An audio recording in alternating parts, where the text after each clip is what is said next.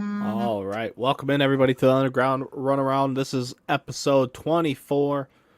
I'm your host, Brad Ross. I'm here with my co host, Pav Daddy. What's going on, brother? How are you? What's going on? Baseball. Baseball is going on right now. We are in the middle of a wild Tuesday slate of baseball games. Scores are all over. Close games, blowouts, everything in between. Lots of action going on in baseball tonight, but that's what we've been waiting for.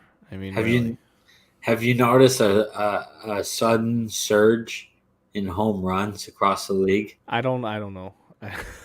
I know what you're asking me, but I don't know. I don't I know. don't know. I'm just saying. I don't know what People baseballs we're complained about the using. ball. People complained about the balls, and all of a sudden, everybody's hitting home runs.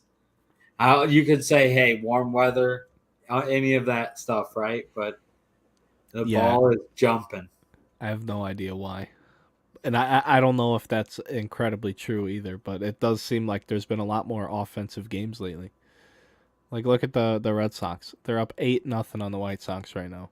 And it's the 4th inning. Teams are just scoring runs. The Cubs scored 10 runs tonight so far on the Reds, and it's only the 7th in that game. So, They'll probably never lose another game. oh boy, here comes a 10-game losing streak. Oh man, I could see it. I mean, yeah, right. It's like it wouldn't be surprising. You don't want it to happen, of course, but you never know. You know who's happiest about the Cubs scoring 10 runs? Marcus Stroman. He's been struggling, and Yeah, they scored 3 runs early, and then he gave 2 runs back pretty quickly. yeah, So for them to pile it on, I'm sure he's very appreciative. yeah. He and that the thing with him is it's been a weird start for him. I'm not knocking him. I'm not tearing him to shreds at all. But he hasn't gotten off to the start we were hoping for. He's shown flashes of it. He's had a few really good outings, but we haven't seen the consistency that we'd like to see from him. So hopefully that gets better. But yeah, I mean, decent outing tonight. 5 innings, 2 runs. But it's the Reds. The Reds aren't so good. 4 hits, 2 walks, 8 strikeouts is surprising though out of him. So I'll take that. See him miss some bats tonight, but with that being said, I don't know how much Cubs talk we're gonna do tonight. But Keegan Um, Thompson's back in the bullpen. Pav, you wanna? isn't it wonderful? No. Makes a lot of sense. Makes a lot of sense. I mean, for me, it's pretty obvious that they're already shopping Smiley and Miley, and that's like, I would suppose that they're shopping Stroman as well, and it's highly likely that they're going to be shopping Wilson Contreras. So See, I'd like to think. I don't think Stroman gets traded this year. Maybe next year. But I don't. I think it's real weird to trade a guy. The first year you sign him. I'm not saying it can't happen, but that'd be strange. Wilson, I still want to believe that they're gonna give him an extension. It can't be anything crazy. I mean, for as valuable as a really good catcher is, they don't get paid accordingly. So, I mean, they paid up to have Jan Gomes as an insurance policy. They gave him, what, 3 or 4 years at far too much money for a backup catcher. So if you're going to pay to have that good of a backup catcher, you got to pay the guy that's behind the dish right now. what's he going to ask for? 15 million a year? I was going to 15. Honestly, that's what I was thinking. Somewhere between 15 to 20 million a year. And that's not unreasonable. And on top of it, you're the Chicago Cubs. That shouldn't even be a hesitation. How often do really good catchers that can play offense and defense, how often do those types of guys just come around the league, let alone land in your farm system and, come up, and be on your team? You got to pay that guy. Because if you don't and a smaller market pays him, I'm just going to be beside myself. and he wants to be here. That's the other thing. He wants to be here. Why is this deal? Why is this not a thing? It shouldn't even be an issue. It should be a done deal. So I don't even want to talk about Wilson because it just upsets me. I've been upset about that for years. It just needs to be done. But yes, Miley, absolutely. If Wade Miley's here on August 1st, I have no faith in the front office. No, I'm sure he's going to be traded. There's no fucking reason to have him. I mean, the Cubs signed Jock Peterson, last year to the 1-year deal and still shipped him out. So Stroman, I say no because it's a longer contract. You want to, unless he reels off like a ridiculous June where he goes like 4-0 and raises his value through the roof, where some team comes knocking with a really good package. But you're not like looking to dump that guy. That's a piece of our puzzle. It might end up being a 4th or 5th starter piece, but that's okay. What do we got? We got 6 playoff teams now from both leagues.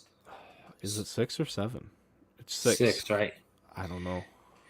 So I mean, shout out to James Griffin. What's up, buddy? If you're killing my parlays, yeah, they're one of those teams that they don't win unless you vote unless you gamble against them. Then you're in trouble. But when you look at the standings and you think about the way, I don't know. I think teams are going to be buying earlier this year. It's interesting. Okay, I get you. Maybe just trying to, if they think they're in a position to shore it up, you might as well, because right, being able to be the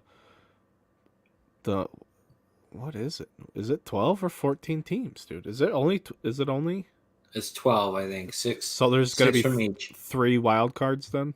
Yes. So yeah, if you're sitting in second place in your division, no matter what division you're in, you're still probably being pretty aggressive, because in theory, the second place team in each division could make the playoffs. That's not what's going to happen. There's some lopsided divisions out there, but if you're in the National League Central, if you're the Brewers or the Cardinals, one of those teams, you might get real aggressive real early to make sure that even if you don't win the division, you're going to be there, and you have the firepower to be there. So I could agree with that, and we'll see. Maybe a team does make a big splash early in July or something like that. Like, hey, we know we're in it this year. Let's go. Let's go. Why wait? It's a rental guy. It's going to be a rental guy anyway. Let's get him. So yeah, I could see it, because we got a comment that says, are they buying early because they're scared of another lockout next year? No, not at all. I should have read that before we even talked about it. I think they're buying early because you have a better idea of who's actually making the playoffs this year, because so many teams are getting in. So I don't think there's going to be this huge run for the wild card spots anymore. I think it's going to be pretty decisive. When you look at the difference between the winning teams and the losing teams right now, I think like the teams that are losing, they've committed to losing. They're going to, especially with the draft lottery and stuff like that kind of coming in, it's going to be a lot different, I think, when you think about, because teams usually wait until they have a good idea of whether they're going to be a playoff team or not.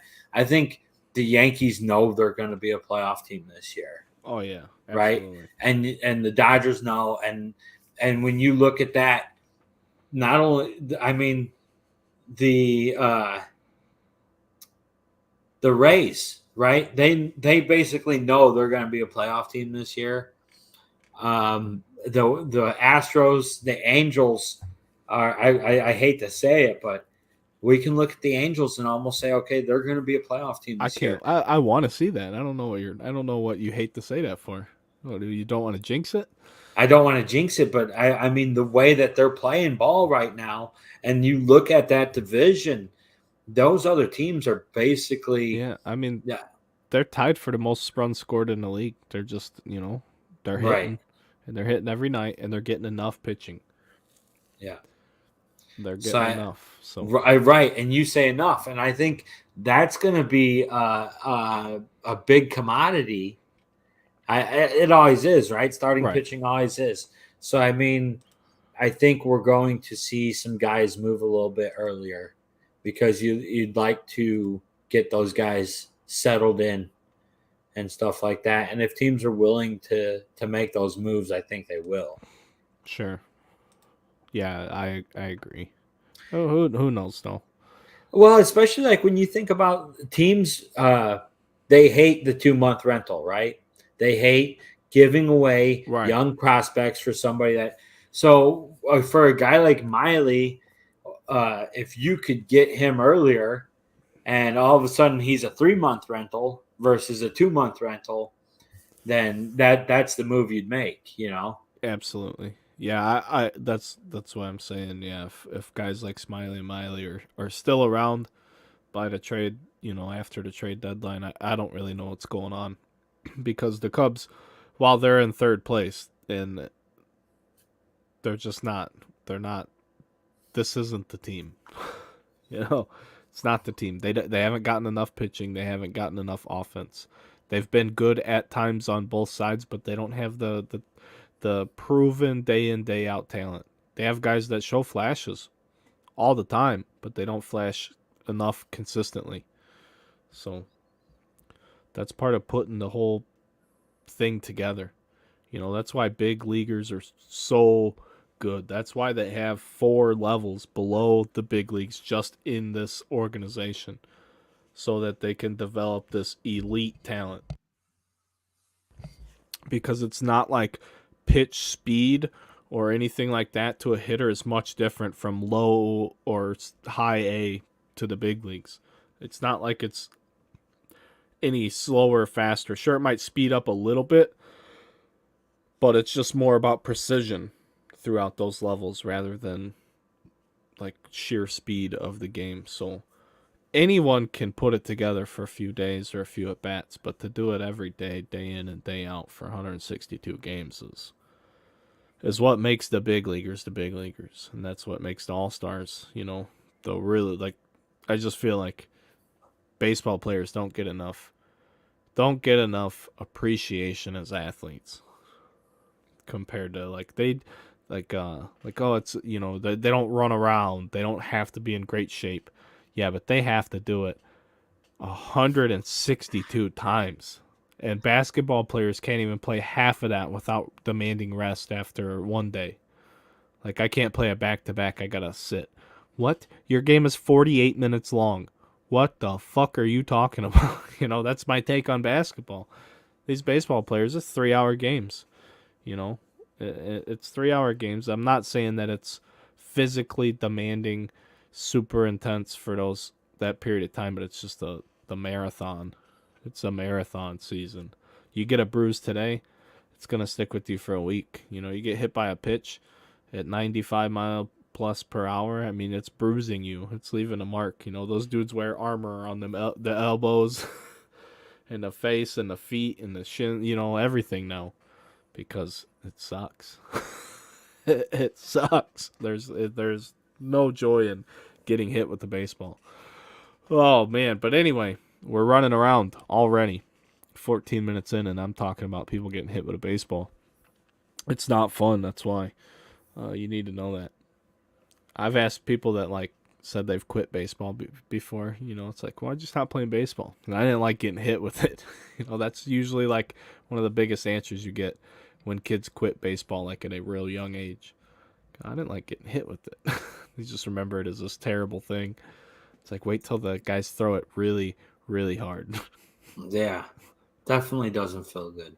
No. I saw a dude in college get hit in the mouth with a fastball. Ugh. Like, in the mouth, yeah. It was hilarious after he got up, He's one of those guys that is pretty universally disliked by the team. So I mean, I'm not gonna talk about the guy, but wasn't a fan favorite in the locker room. So It was Yeah. hilarious when he got up unharmed. He just had a big old puffy face, you know. We had a guy get hit right in the brim of his helmet, and it cracked the helmet, and like it knocked the helmet into it. So like he got a nice mouse Yeah. above the eye there, and like, dude, you know, it's obviously amateur baseball. So like my dad was managing the team at the time. Oh, okay. I just remember him asking the kid, you know, he's like, dude, you want to stay in? And he's like, fuck yeah. It's like, it was like, oh my God, dude. You know, the kid's got a concussion and shit. It's just, you know, amateur baseball, dude. Yeah, that's great. It's great. Well, we don't condone that type of behavior, you know, always be smart, blah, blah, blah. We're telling a story. It's funny. So laugh. It's not that serious. Twitter's been awful serious to me the past few days. People get real serious over there for no reason when things aren't that serious. Yesterday they suspended Josh Donaldson for they didn't say specifically for any reason other than less than perfect statement to make in the context of their relationship or something like that, given the animosity between the teams, you know. Said it wasn't a good thing to instigate. Clear the benches and whatnot, but we all kind of know what happened. And I mean, I don't want to talk about it a whole lot, just because that's one of the topics we really don't talk about when it comes to sports cards. So, it happened. He's appealing. He actually has COVID, so he's on the COVID list anyway. So Josh Donaldson does? yeah. So I don't know. But anyway, long story short, everybody's heard it. Donaldson called Tim Anderson Jackie and claimed that it was because Tim Anderson referred to himself as the Jackie he felt a connection to Jackie He called Robinson. himself, yeah, feeling like today's Jackie Robinson. Yeah. So I don't know. So he slid hard into Oh yeah, before that though, right? 2019. No, in 2019. Yeah. It was, so then Donaldson called him Jackie at that time. And Tim Anderson acknowledged that Josh Donaldson called him Jackie at that time.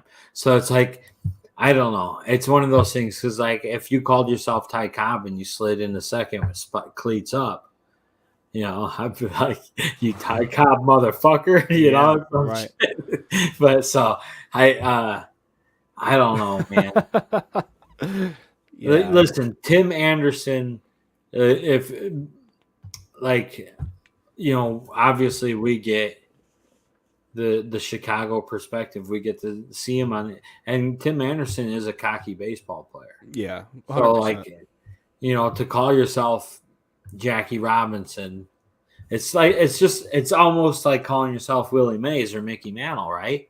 So I mean, if you did that, there are certain people that are gonna be like, dude, I don't know if you should be calling yourself. And then to say, you know, I don't know. It's kind of strange. It's all kind of strange. And at the same time, I could understand Josh Donaldson. You know, you get a hard slide, and then you're like, yeah, dude, you Jackie, huh? That's Jackie Robinson, huh? Sliding in hard. Okay. Yeah, I like I said, I don't really want to talk about it. I don't, you know, fuck. I don't have anything to say. Like it's between them. You know what I mean? If from me on the outside looking at it, I don't know the context of their relationship. I don't know how they feel about each other.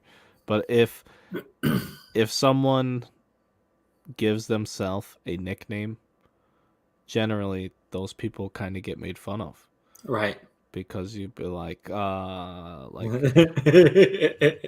like if I started, and I said this on Twitter, and someone was like, "This you can't equate a nickname, giving yourself a nickname, to racism." I'm like, "Whoa, dude, I'm not even going there." But that's like if I started calling myself Mr. Superfractor, And I said, listen, everybody has to call me Mr. Superfractor now. Or not that, but if I said, hey, I'm Mr. Superfractor now, and somebody started calling me like, hey, Mr. Superfractor, I'd be like, oh, damn it. And they said it like, oh, Mr. Superfractor, like a total douchebag, just talking mad shit to me.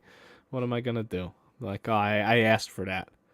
It's like Right. when you do something like that, when you use that ego, and that's a good thing. I don't have a problem with the ego, like, at all. I think that's confidence. When if you start treating people differently because you're too cocky, like, that's an issue. But if you're just really confident in yourself and in the context of a competition, you want to have the biggest ego on the field, that's fine by me. As long as you can back it up. We can just admit that But everybody's getting a little soft. yeah, but the thing Everybody's getting a is, little soft, if and you're everybody gonna wants have to be that ego, you got to be able to take the shit that comes with it. You can't play victim. Yeah, right. You can't play victim. You can't be a cocky person and then play victim. I don't know. It's been it's bad. The way you spin that to me, and this is the problem, because people are gonna be like, you can't speak for him and this and that. Then you just fucking call him out. Don't be like, oh yeah, Josh Donaldson's a real piece of shit. That's what you say about it. You know what I mean? I don't know. It's overblown to me. Tim Anderson's the same guy who got caught on camera flipping the birds. You know what I mean? You can't. Yeah.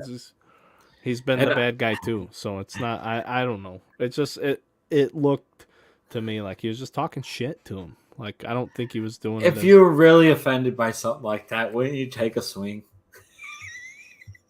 Yeah. if somebody, like out in the schoolyard, somebody said something really offensive to you, you're swinging. You're not going to go when tell you're teacher, when you're in the heat of a competition, you're not going to stop. You're not going to. No. You have less self-control. So yeah, I agree. Yeah. I've had those types of situations too, where I've been like ran over at first base over like stupid shit. So then it's like, hey, dude, like, I know you got that stupid batting helmet on. I think he's disappointed that the White Sox as a whole aren't playing to this level that everybody put them at before the season started. Sure. And that's part of that frustration coming out, is that you guys aren't as good as you think. I mean, they're stacked with hitters, right? But the pitching isn't there. They've had some injuries, though, too. But Michael Kopech's been amazing for them. Oh, my goodness. Michael Kopech's been so good. He blanked the Yankees last night, I believe, or the other day. His ERA's in the ones. Look up his numbers. They're ridiculous. He's just been phenomenal. But the Red Sox are pouring it on him today. It's 10-0 in the fourth. Oh, my goodness. Yeah, they pulled Cease after 3. Yeah, the next guy gave up 3 more. Came in after him. Terrible. 7 of the 9 Red Sox guys have an RBI. All of them have a hit except for Verdugo, and Verdugo has a walk. They've all reached base. And it's only the 4th inning. They're all contributing. Yankees tied it up. It's 5-5. Phillies and Braves are 2-2 in the 6th. Toronto's beating St. Louis. We'd like to see that. 4-0 in the 5th. What else? What else do we have, Pav? There's no new sports card releases this week. There's nothing going on there. We got Bowman Sapphire. Bowman Sapphire. Impeccable Basketball comes out tomorrow, but I don't do basketball. Well, I didn't get it anyway. I get very few basketball products. And Impeccable's high end, but who knows how it'll sell with the way things are going. Mosaic, Premier League Soccer, Stadium Club Chrome, Bundesliga Soccer, Upper Deck Stature Hockey, and that's it for this week. So, there's no new baseball release until Series 2, June 8th. So Series 2 will be coming up here in a couple weeks. See what rookies and if any new rookies got put in there. I haven't seen any news about a checklist for it yet. They usually give the flagship checklist out pretty far in advance. So I would expect to see that real soon. The next couple of days, I would even think maybe before the week's over, or early next week. It'll be in the next week for sure. You usually get quite a heads up on those.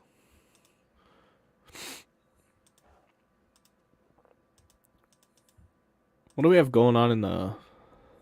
Whoa, who's doing a backflip there? What do we have going on in the stats department? Where are we at? I want to dig into the stats. I love the stats. It's just be a weekly stats show. Manny Machado. During the regular season. Keeping it up. Mike Trout still keeping it up. And we got freaking Aaron Judge is on a heater. On fire, yeah. He's running away from everybody. Heater. Yeah, he's up to 17 home runs now. Second is Jordan, Mookie Betts, and Mike Trout all have 12. But I mean, listen, it's Alvarez, Judge, Betts, Trout, Alonso, Buxton, who doesn't really surprise me that he's there. CJ Cron does surprise me. Jose Ramirez doesn't. Rizzo, Stanton, Christian Walker, they all have 11. And then Devers, Schwarber, and Patrick Wisdom have 10. And that doesn't surprise me either, because Wisdom has power. He just doesn't have anything else. Yeah, he's on a heater. Yeah, and he's hot, but he's only, he's hitting 226. Kyle Schwarber's hitting 204. Christian Walker's hitting 200. Buxton is down to 213. Struggling at the plate. But he can steal bases. He can hit home runs, He's still young. Alonso's average is up to 288, which is like way... Yeah, Alonso's having a good year. That's better than his average, He has 40 RBI too. He's second. Jose Ramirez has 42, but Pete's just knocking him in. And the thing for him, while he's not gonna break any records for striking out, it seems like he's cut down on him a little bit. He is in the top 10 somewhere, I think.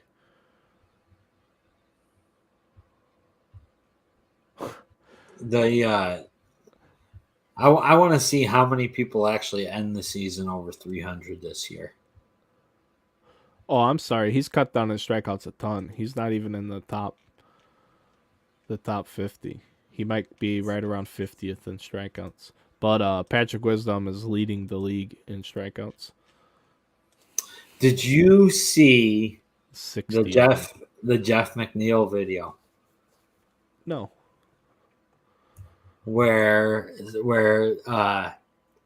somebody in the stands was screaming, were they playing the Cardinals maybe? And somebody in the stands is screaming or San Francisco or but someone's screaming the entire game. And they start yelling at Jeff McNeil that he has no power. And then he crushed a homer. He had a home run last night, right? Was that last night? Yeah. I didn't see that, but I did see that he hit a home run. Yeah. So there's a video out there, which is pretty entertaining. And you can hear the guy yelling about McNeil having no power. And then he proceeded to smoke one the left or right center. It's pretty good. It was pretty good. That is pretty good. Luis Arias. 20 walks this year. Dude, on base of 459. Yeah. Yeah, he's pretty good, man. Yeah, he had a really good was he 2020? Was he a COVID guy, a rookie? He had a really good rookie year, but he came up like later and he didn't like break camp whichever his rookie year was.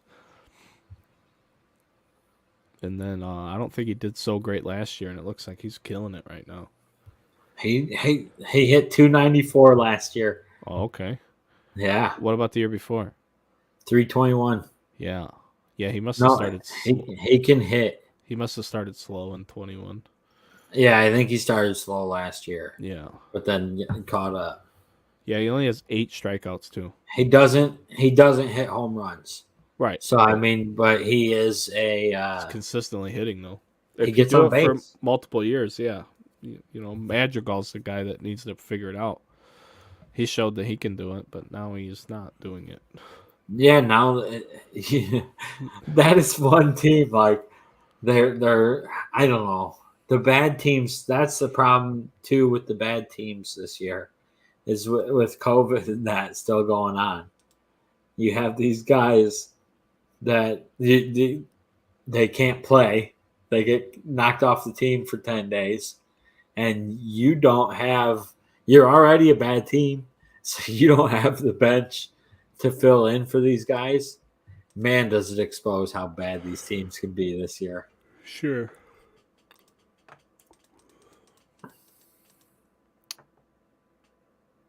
I really think that's. I don't know. I just think that's going to be a big factor at the trade deadline and stuff too. Is that you're going to fill up your roster? You're going to get guys just to put them in AAA and stuff. Yeah. It's going to be interesting.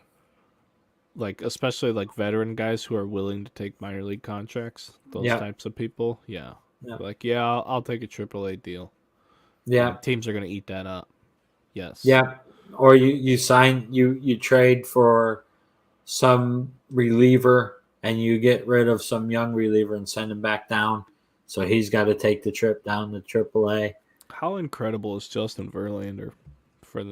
Just by the way, this guy is fucking unbelievable. Unbelievable, dude. Remember when they thought he was done? Yeah. They thought he was done. 51 and 2/3 innings pitched. Batters are only hitting 161 against him. His ERA is 1.22. He's 6-1. He's only given up 28 hits. Yeah. And he has 49 strikeouts. He's still keeping that strikeout total. Like, he's still right around one strikeout an inning, which is amazing at his age. What is he, like 38, 39 now? So, when did he have his first surgery that everybody thought he was done? And now he had another one. And he's old. He's 39. Dude. He's 39 years old and the fucking just dominating. Still, 8-time All-Star, World Series champion, 2011 MVP. I mean, he won an MVP as a pitcher. And that was in 2011. This is 11 years later. It's absurd. That's the type of player that plays in the Hall of Fame. Like, these, like, appreciate what you have now. Because the type of pitcher like this, just the type of ball player, you don't see him every day. Rookie of the Year in 2006. 3-time MLB wins leader. AL ERA leader. 5-time strikeout leader. And he's thrown 3 no-hitters. And at age 39, he has a 1.22 ERA through 8 starts. 52 innings pitched, basically. Only giving up 7 earned runs. Come on. It's incredible. His whip is .72. You know, it's crazy to think about. He's leading the league in whip. He's second in batting average against. He's down there a little bit in strikeouts, but not that far. He's 27th in strikeouts. It's crazy to think about. You had him and Scherzer in Detroit. Yeah. And they had like Anibal Sanchez, who was pretty good. Oh, they had some good pitchers in Detroit. What, dude? Jesus. They I don't know. It's pretty interesting but like. How long does Scherzer go? Do you think he can get to 300 wins? Where's he at now? Or Verlander? Verlander. I don't know where Verlander's at now. Let's see. He's got 232 now. He needs 68. Yeah, I don't see that happening. He could pitch 4 more years. If he gets 10 this year, if he gets 16, He gets 10 this year. He already has 6. That's what I'm saying. If he gets 10 more. That would put him at 58. He'd need at least 4 more years after this year. So no. And that's having 4 more great years. No way. You're talking about 43. Still winning 15 games a year. I don't think so. Not in today's baseball. He's won 15 games a year since 2016, except for 2020, huh? How long do those new tendons last?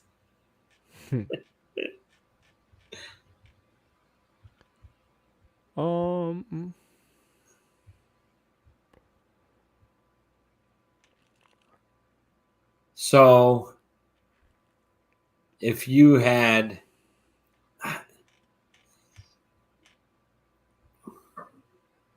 man, isn't that whose career do you like better out of him and Scherzer?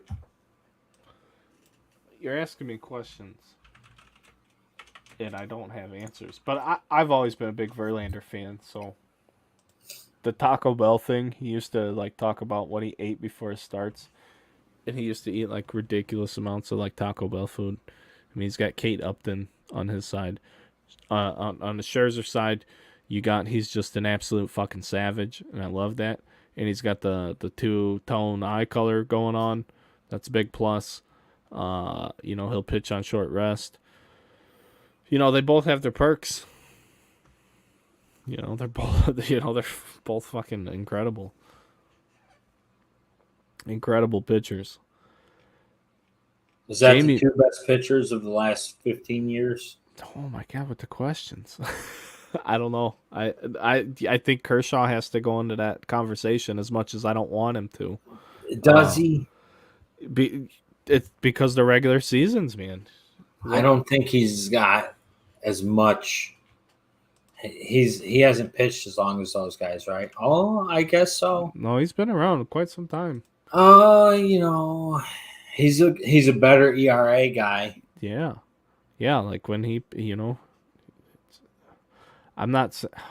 It's tough, dude. I think he's overrated because of what he's done in the postseason.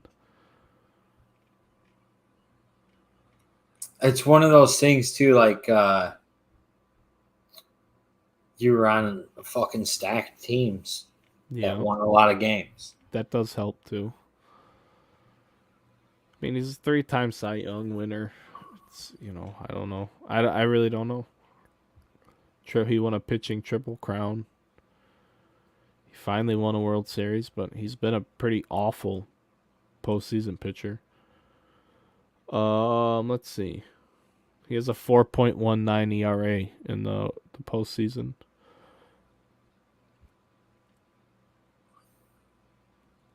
But he's had a lot of bad series. He's had good starts here and there. Kershaw like starts, but he's had a lot of duds. Who's the best playoff pitcher? Let's see. Verlander 14-11 with a 340. Kershaw is 13-12 with a 419.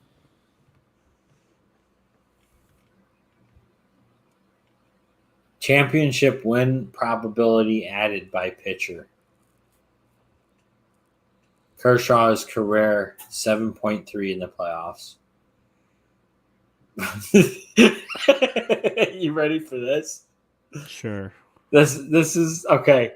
So championship win probability added by pitcher. It says, given average teams, this is the change in probability displayed in percentage points. A change of plus or minus 100% would indicate one World Series win added or lost. Okay, so Clayton Kershaw, 7.3. Justin Verlander, 25.2%. So I would say that he is exceptionally better than Clayton Kershaw. Let's see where Scherzer is in this. I'm guessing he's going to be above. Scherzer's going to be up there too. I'm guessing. Oh my Lord. His might be the best. 29.5. Yeah, that doesn't surprise me. Scherzer's been a monster in the playoffs. 7-6 with a 322. So I think obviously wins and losses in the playoffs are a lot harder to come by because you're going to relief pitching so quickly and stuff like that. And the games are always tighter games, but 29.5%. Yeah, I just feel like, that's not very good for a playoff pitcher. The next like closest thing you have is hopefully he can get healthy, but the next guy to like pick that torch up from like those three guys. Are we missing any other dudes? Like I wouldn't put like Bumgarner in that category. There's probably people screaming that at home right now. Like I feel like the next guy though is DeGrom. He's younger. He's in his early 30s, 32, 33, but he's won a few Cy Youngs. If he's that type of guy, he's got 7 more good years in him. His velocity keeps getting up, keeps going up as he ages. Like, when is he going to start losing velocity? What happens when that happens? He never gets to bat again, which is unfortunate because the dude could hit a little bit, In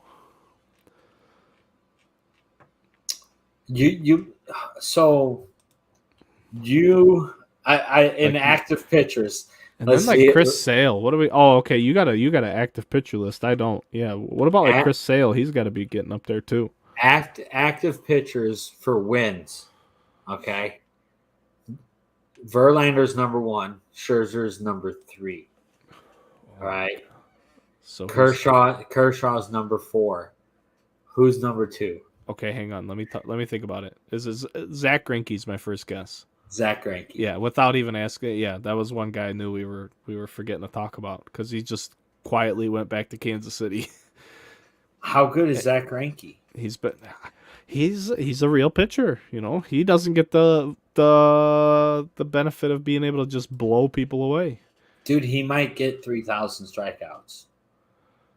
He is 168 away. Well, he's gonna have to play a few more years. He can play a couple more years. He only has 23 and 48 innings pitched this year. If he plays this year or next year, I would suspect that he'd get 168 and make it. Maybe that's his plan. If I was him, like, he's still big league caliber. Well, while he's not having a great year, his WAR is still positive for whatever that's worth. He's made 9 starts. He's 0-3. He needs. I'm gonna tell you something stupid, dude. I don't know if he's gonna need 2 years, man. Okay, so I'm gonna tell you this. You might not believe this. Okay, right. I'm listening. Out of those 4 pitchers, Zach Greinke is the leader in wins above replacement. I wonder how. Out of Scherzer, Justin Verlander, Clayton Kershaw, Zach Greinke bests them all in wins above replacement. When did they all start? What age? I would say that's so. Greinke is 2004. Yeah. Scherzer's 08. Oh yeah, that's why. Without a doubt. Verlander's 05, but he was full-time starter in 06. Okay, yeah, Greinke was a full-time. Kershaw 08. So Greinke has got him but at the same time, he's, they're all around the same age. Yeah. It's just that Greinke started when he was younger. Remember? Because he was like this fucking prodigy. Right. 20 years old is pretty young for a starting pitcher in the majors. Hell yeah. I mean, you don't see that very often. He's getting it done. 2-time Silver Slugger. Zach Greinke. Put some respect on his name. Look, 1, 2, 3, 4, 5, 6 Gold Gloves. Yeah. And a Cy Young Award. He's going to be a Hall of Famer. We can't take him off the list. No, not at all. And Zach Greinke, dude, I don't know. It's such a funny thing. He's 21% for the win probability added for the championship. Now they have breakdowns of that by series. Okay, he gives you the best chance of winning the World Series out of all those guys. He adds 35% Greinke? Yeah, for the World Series. Scherzer is 4.5. Verlander was Verlander's actually negative. So Verlander, you don't want him to pitch in the World Series for you. That's crazy because Greinke's postseason ERA is 4.14. Right, but in the World Series, it's 1.8. Oh yeah, he's only pitched 3 games though, but yeah, he won them all. You could be Scherzer and you pitch 7 games, you're 0-6 with a 5.68 ERA. Yeah. So Verlander has been not very good in the World Series. I don't think people realize that about Verlander. That he was because right, he was a good playoff pitcher, but apparently not in the World Series. He probably feels really lucky to have that World Series ring when the Astros cheated. Thanks for cheating, guys. Thank you. Yep, I couldn't help you win one, but you guys got me covered. They're like, hey, we don't want to get caught, so Justin, go out there, give up a ton of runs, so we can score a ton of runs. Jesus. There's something to chew on. Oh man, what else? What do we got going on? Pujols hit a home run this week. I know he's never gonna get there, but he hit one. He's still not playing very much, is he? I don't believe so. Yeah, they're trying. They can make the playoffs. He's got 66 at bats. He's hitting 227. His WAR is 0.1. So he's not negative. Think they're gonna continue to try to make the playoffs. So yeah. I can't see him playing too much. No, but I mean, he's still playing, and he gets to mentor all those young guys. They just called up Nolan Gorman, and that Yepez has been doing really good for him. So the Cardinals have had some things going on, and it can't hurt to have a guy like Pujols in your clubhouse. As long as he's not, and there's nothing that would indicate that guy's an asshole by any stretch of the imagination. He looks like a really good dude, and you see him do things for the fans that are really cool too. So while he murdered us Cubs during his prime, he appears to be a good human being, and with that amount of talent in that resume that he has, that can't be anything but good for the young players in the Cardinals clubhouse. So he's just not going to get 700. So he needs 17 more. It's just not going to happen. It's just not. So you guys can close the book on that unless he does the I'm coming back next year, even though I said I was going to retire for the last 2 years. So Nelson Cruz is the next closest to 500 home runs. He's at 453. But he is getting up there in age too. He's 41. And he's not having a good year. He's only hitting 205. And they're letting him play every day. And his on base is 282. He's got 21 RBIs, but it's just not really working out for him right now. I was really wrong about Kevin Gossman. Yeah. He's having a really good year. Yeah. In Toronto. So I see Vlad Jr. hit another home run. He needs to pick it up a little bit. We need Vlad Jr. to pick it up a little bit. Yeah, even Soto's average is down. It's at around 260 right now, but that team is so bad. It's hard to even blame him for that. He has no protection in that lineup. Bell, that's who I'd pitch to Bell a million times before I pitch to Juan Soto. 245. He's leading the league in walks. Yeah, right. So it doesn't worry me. The hits will come. He's just not getting any pitches to hit. Yeah, he doesn't strike out and shit. So, I mean, he walks more than he strikes out. So. Yeah, and he's just, I guarantee, nobody's going to pitch to him. Like, the only pitches he's hitting right now are probably mistakes. Okay, so here's a big one for Soto. Batting average on balls in play is 248. That is not going to last. His career number is 322. MLB average is 294, and he's at 248. So I think that's he's got to lift his hard hit percentage.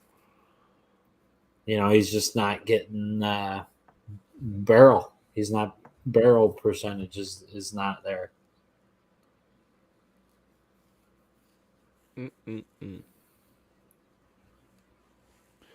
Yeah, what is that? I think I have an app that has all that data. Let me see if I can pull it up. We can talk about it.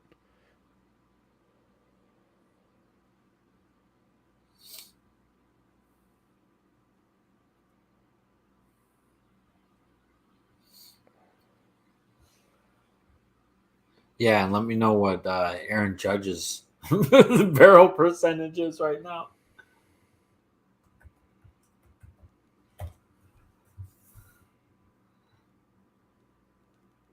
Have you looked at like his card values? Are they jumping right now? Who's that? Soto? Aaron Judge. Oh no, I haven't even looked. Let's see. His is 2017.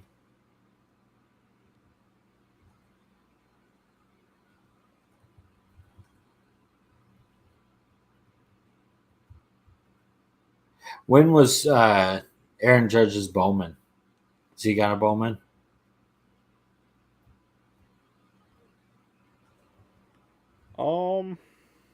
Yeah, Judge has a first Bowman. It's 14, 15, 13, 13, 14, 15, one of those years. 13, 2013.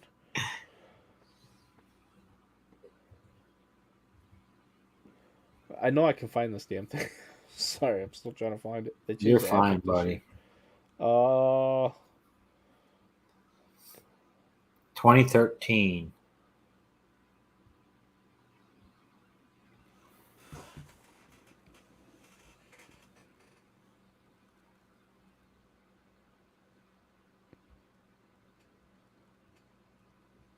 Yeah, here we go. Here we go. So the hardest hit ball this year. This is the stuff I want to talk about. We could do some StatCast stuff. What do you think? Yeah. Hardest hit ball this year. Guess how hard? 117. Harder. There's 4 guys that have hit a ball at least 117 this year.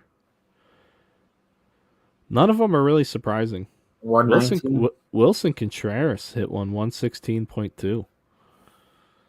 119.8. Giancarlo Stanton. Ohtani 119.1. Then Vladdy Jr. at 117.9. Soler 117.6. The Red Sox Christian Vasquez just hit a 3-run shot. Wow. It's 16-2 in the top of the 5th. Oh, that's ridiculous. Jorge Soler is having a rough go of it. He started out the season hot, right? Then kind of fell off. Miami's got to be a tough team to play for. Stanton and Judge 1 and 2 in average exit velocity, 97 and 97.2. Yordan Alvarez third, 95.6. That dude can rake. Mike Trout's down there at 93. Patrick Wisdom's 92.6 when he actually hits the damn ball. Yeah. Mike Trout has the farthest hit ball this year, 472. He has the best average distance on his hits, 218 feet per hit. Or on all balls hit, I think. So what do you think about Yordan Alvarez as investability? I mean, I don't see why not. The dude's a fucking monster. The problem is he looks like an old man, but he's not. His stuff's really cheap. I know. But I think the whole... Okay, so hang on a second. Let me scratch my ears first before we do this. I don't know how you people wear headphones all the time. I don't even like the earbuds in for that long. So Alvarez, or before we talk about Alvarez, I think the way things are going in the world right now, I would expect the entire singles market to continue to slide. And I don't think that means it's going to disappear and dry up or anything like that, but I think really good buying deals will present themselves. I think it's going to become a buy the deal rather than the player sort of situation, unless you can get a great deal on a specific target of yours. But I think we might get back to like the $30 slab superstar PSA 10. I mean, it might legitimately happen. For base cards. Correct. Base cards. Base cards only. Sorry, and that's to go along with the fact that I've been screaming parallels forever, because just simply because of the fact that the print runs are going up. I mean, we'll be able to figure out again this year. Like I always look at Chrome year over year. It continues to go up. I mean, we figured out just roughly off the top that it went up for every card in the checklist. That player got 700,000 more cards in 2021 than they would have in 2020. So that just makes the base card, even the base rookies, there's 700,000 more Key Brian Hayes rookie cards than there are Yordan Alvarez Chrome rookie cards. It's just simple math.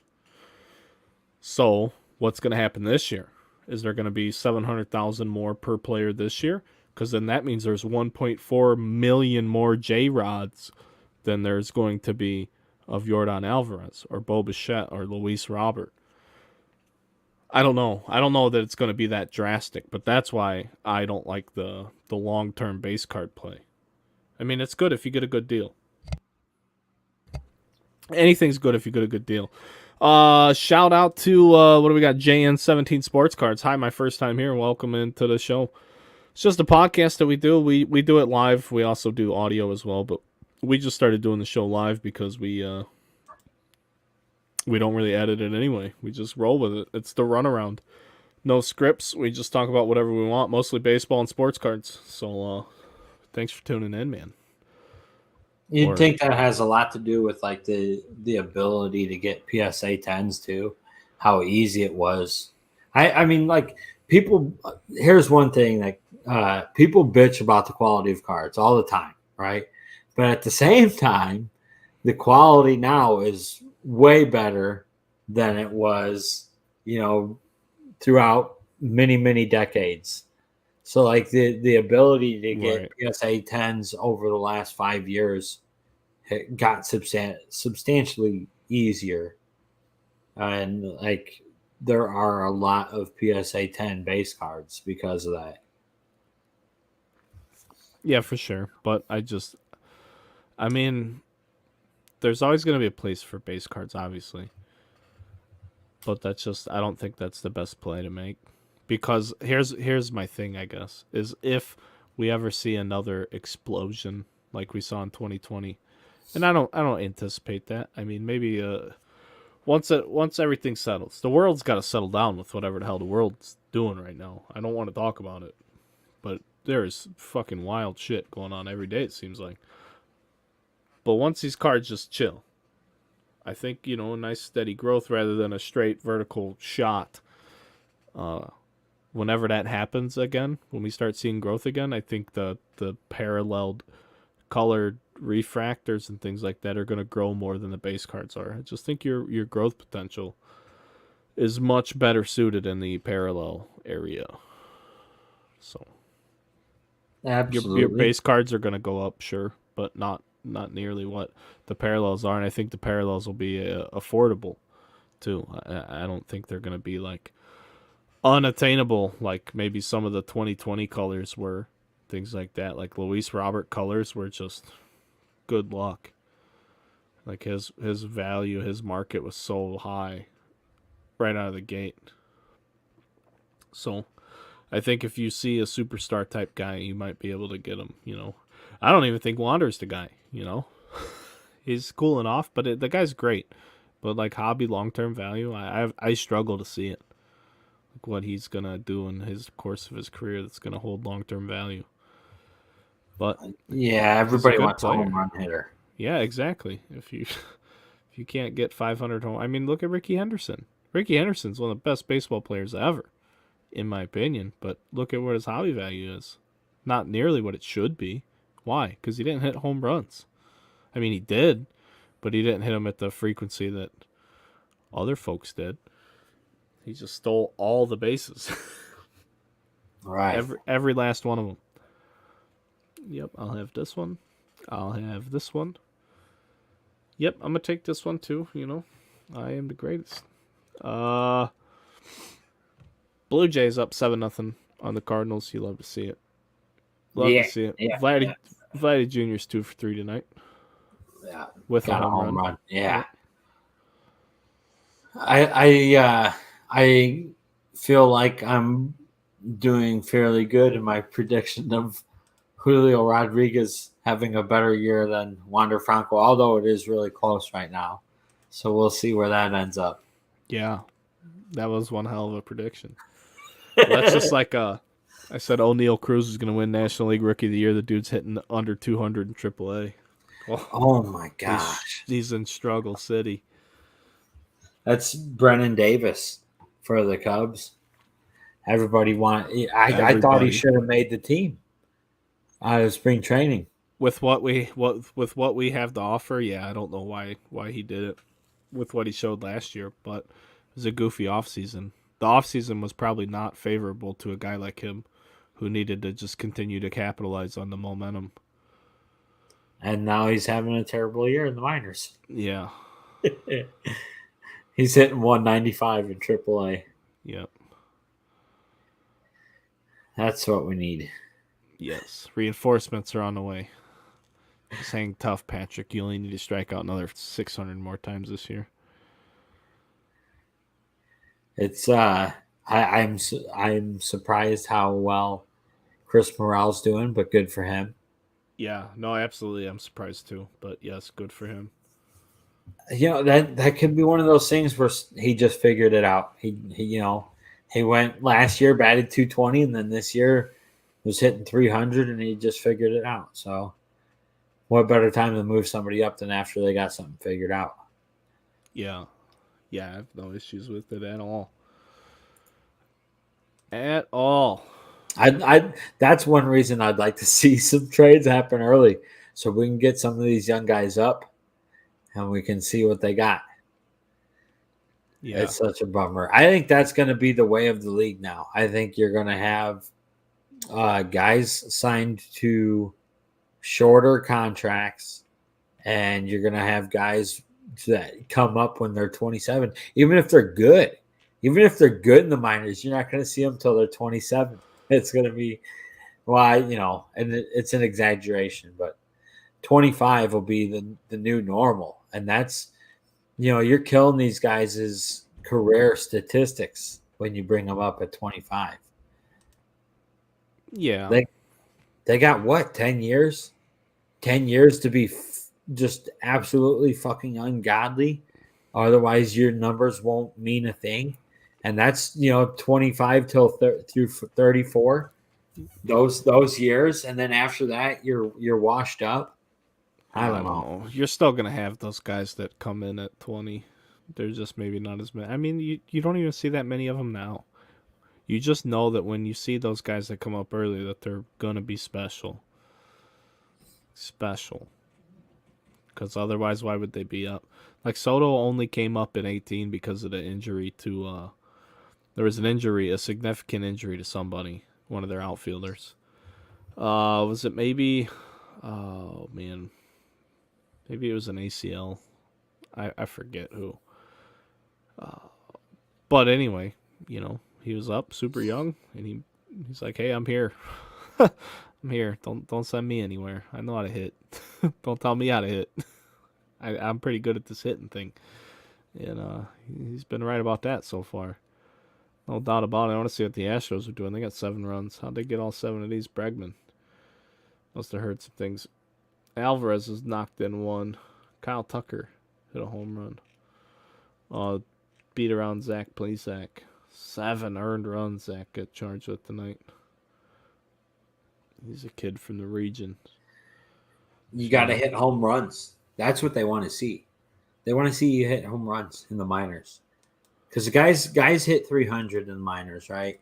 But it's not till they hit 15 home runs or more that you might see them break through and get a shot in the pros. But like when you look at Juan Soto, that's what happened. He hit a bunch of home runs really early. Like he was in A ball at the beginning of 2018. So like he hit fucking 5 home runs in 16 games. So it's like, okay. Then they moved him up to Double A, and he hit 7 home runs in 15 games or some shit. So all of a sudden, the guy's hitting a home run every other day. It's like, okay, maybe this guy's ready. You know, it's hard to. Yeah, Alvarez was hitting like 400 in AAA for a stretch before they called him up. They actually called him up, and he was in the middle of a slump, but he was putting up just the most ridiculous AAA numbers. And then he came up and, he's killed it. All those guys. Devers did the same thing. He got a small sample in 17 or 18 and then got his first full season and didn't do so hot, but he's He's good. He can hit, man. A lot of these new guys, man, they just can absolutely hit. It's great. It's great. And there's a lot of them that are young, and they're still so young that they're younger than most of these rookies that are coming into the league. So it just makes them even that more fun to watch. Because we're going to get to watch those guys for a long, long time. That's one thing where, like, Soto is really lucky is that I think being an outfielder is an advantage for, like, having a really long career offensively. So I think that's a big advantage for him versus some of the other guys. I'd imagine Devers will end up moving to first base eventually. Sure. Charlie Montoya said he was going to give Vladdy the opportunity to be a third baseman, but then they made their signings and they signed Semien that 1 year, and that was about the end of that. He didn't have a spot to go other than first base.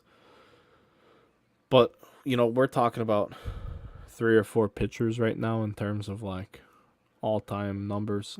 This time in 10 years, we might be talking about 10 batters at the same time. That's just if these types of players can continue doing what they're doing. There's a group of them in that 21 to 24, 25 age range that are just monsters. Absolute monsters. And they're already, at the top of the big league numbers. They're there. They're there and they've been there. And they're going to continue to stay there. And it's going to be, something you don't get to see every day. So just enjoy this shit, man. That's what makes it so much fun. These guys are good. Good. And while they're being good, we're going to start to see the new younger ones sprinkle in. We're going to see them come and we're going to see them go. We're going to see the ones that are for real and the ones that aren't. And we got a bunch of still super young, real deal ball players. That's great. How do you feel about Bobby Witt? He's young, the team's not good. It's let him get a taste. He's allowed. You're allowed to struggle when you're that young. So it's nothing. I'm not freaking out. I don't know exactly where his statistics are, but 222. Yeah, it's whatever. Fucking Major League average nowadays is 230. I mean, the Royals already fired their hitting coach, so it's they're trying to shake things up, but we'll see. He's gonna be fine. That AL Central, it seems a lot more winnable than it was. I really thought that it would be the White Sox to lose, but I mean, it is the White Sox to lose. Do you think they'll catch the Twins? They'll probably catch the Twins, right? I don't know. The Twins are performing though, so they can win that division, I suppose.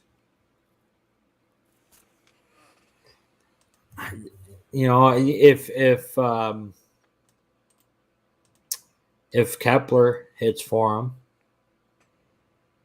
and you need Buxton to pick it back up. Buxton was freaking hot at the beginning of the season, huh? Yeah. He really fell off.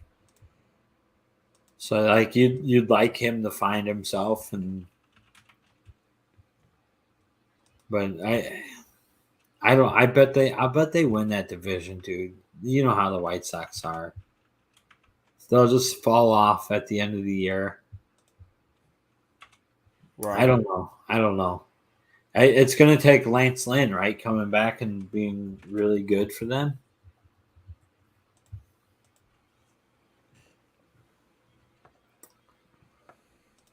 So they got Lance Lynn. They said he's going to start rehab soon.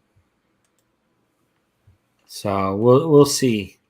But he's a guy that you don't know if he's going to have a really good year for you. And if he does, then that helped them a lot.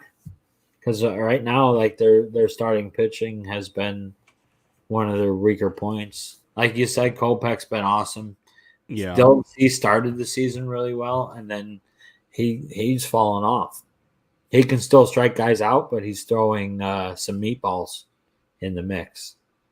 So he's got to figure that out, whether he's tipping pitches or what. Right.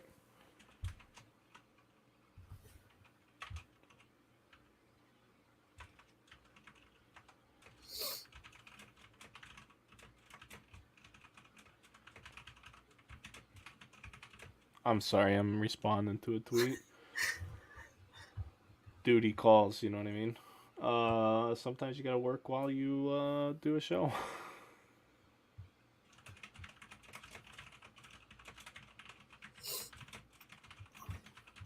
But the biggest thing for me so far, I said it the last few weeks. We've kind of keep talking on it as I like to see Mike Trout keep performing well. Go Mike Trout. Yeah, Mike Trout. I mean, come on, he's the guy. He's the guy until he's not the guy, and he's gonna be the guy for 7 more years, 8 more years. Well, the thing is, like, here's the thing: is like Aaron Judge is really hot right now, right? But don't you feel like Aaron Judge could slow down, right?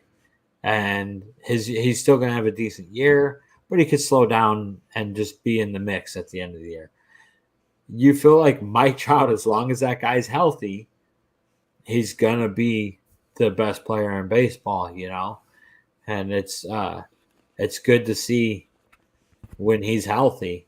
So you'd like to see him stay healthy. You'd like to see I'd like to see Machado do well. I know a lot of people hate Manny Machado. Yeah, I'm not a fan, but right, he's good. He's been on fire too, so that helps. I think Manny Machado is perfect for the team that he's on. Sure. So they're like, I don't know. I think that we'd like to see Tatis come back and do well. But it's like Tatis is one of those guys. Is that going to be our thing for him every year, where we're just hoping he doesn't get hurt so we can see? Yeah. If that dude stays healthy, oh my god. He had 40. He led the National League in home runs last year and had less than 500 at bats. That's ridiculous. Ridiculous. Acuna's doing well since coming back. Oh yeah. So I mean, do you think the Braves make the playoffs? Are they going to go back? You would think so because it's they might have lost a piece or two, but Olsen's been good for them, and they're getting Acuna back, so it's almost like an upgrade. So I don't know where they at right now. 19-23. I wonder what their issue is. Looks like they've given up quite a few runs. I wonder what's going on with their starters. I really don't know. Or maybe it's a bullpen issue or Dude, just they looked like they had some really good pitching coming up the last few years. right. They've had tons of really good young starters come up. It's just really fun. Yeah, I mean that was like the trade you wanted to see the Cubs make. The last couple of years. It's like get us one of them starters from the freaking Braves. Yeah, absolutely. Let's see here. I would assume they're just not pitching very good. Yeah, they're 12th in team ERA at 3.94. They're tied with the Cubs. So yeah, they have Cubs level pitching. Wow, they got a lot of problems. So, for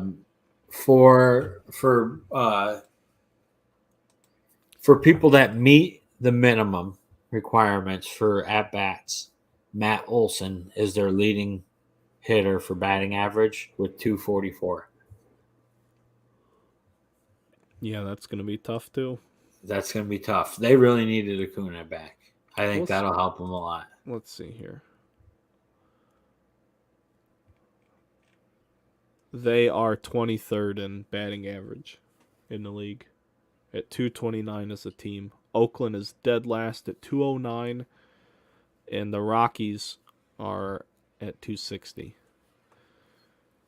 The Mets are at 259. Dodgers have the best on base percentage in baseball at 336. The Cubs are actually 10th in that category at 315. They got a couple guys that get on base, but they don't have The any Braves pop. are 21st, yeah. What do we know though? Do we know? Yeah, the Braves are 19th in runs RBIs. So yeah, they're not scoring a ton, they're not pitching a ton, but What's up with William Contreras? he's a young kid, but they haven't let him play a whole lot. Why aren't they letting him play? Darno, I would assume. Proven veteran. I maybe that's something they maybe they trade Darno to because he's Williams looked really good. He looks like he's deserving it. But I don't know how he handles the game behind the plate. I can't say I've watched too many Braves games this year. Yeah, they have him. How many? Let's see. They have him listed as a left fielder. Hmm. Has he played many games there? That's interesting. But yeah, I think they'd want to get him in the line. They He's can't hit shit DHing right tonight. now. Yeah.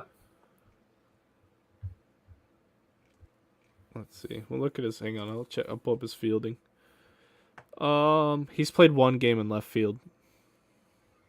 Funny. He's caught 8 times. He's DH 3 times. Oh, no, he's all for 4 tonight. Good thing. Good thing they put him in there. Whoops. Him and Darno are both 0 for 4. There you go. There you go. Darno's their cleanup hitter too. That's a rough goal. That's rough go. Ozuna's starting to get it going again, but he's just a big giant piece of shit. Austin Riley's cooled back off. He's been a streaky he's been like bipolar as a professional basically as a big leaguer. He's been hot, cold, no in between. He had a very good season last year. Yeah. Dansby Swanson's starting to pick it up. He had an awful start. Albies is right there at 250. I mean, that's what he does. Matt Olson should probably be a little bit better. You would like for him to be a little bit better? I got to hand it to Strauss. I told him to sell a bunch of his Matt Olson, and he followed through. So Boy. he sold a bunch when he was really hot. Yeah, So I don't think Strassi. Matt Olson's gonna hit for a ton of average, but I don't think he's hit a ton of pop either. You know, Freddie Freeman's killing it for the Dodgers, if I'm not mistaken. Well, yeah, but what a lineup to hit in. Right? Yeah, absolutely. They say what iron sharpens iron. That's just a bunch of killers in that lineup that get to harp on each other when they're struggling. Like, dude, you suck. That's probably what happened. They probably got all those killers in that lineup, and Cody B just fucking shriveled up. Like, oh man, I'm not the man anymore. It's pretty interesting. Like He's another one. Like, why hasn't he been consistent at all in his career? Because he's fucking won an MVP award, and then it's like he doesn't even know how to play baseball. Max Muncie and Justin Turner are your two weak spots in your Dodgers lineup right and Turner's super old too. He's 37. I was surprised he came back. I'm surprised they brought him back. now. Everybody thought Muncie was going to be really good after last year. That dude hits home runs, man. Yeah, he hits. Gets on base. He was just a guy they brought in off the street too. I mean, good for him. Will Smith is warming up, but he hasn't been as good as I think I expected him to be. Gavin Lux has been pretty good average wise at 256, but they said I think he only has like 3 extra base hits all year, 3 or 4, and like he just singles, literally singles. All he's doing is getting on first base. Sometimes.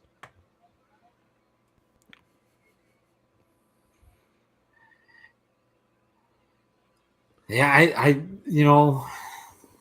I'm surprised at really not much this year so far, except for like the Boston Red Sox. I thought they would be doing a little better. They've definitely been a disappointment because they have such a great offense.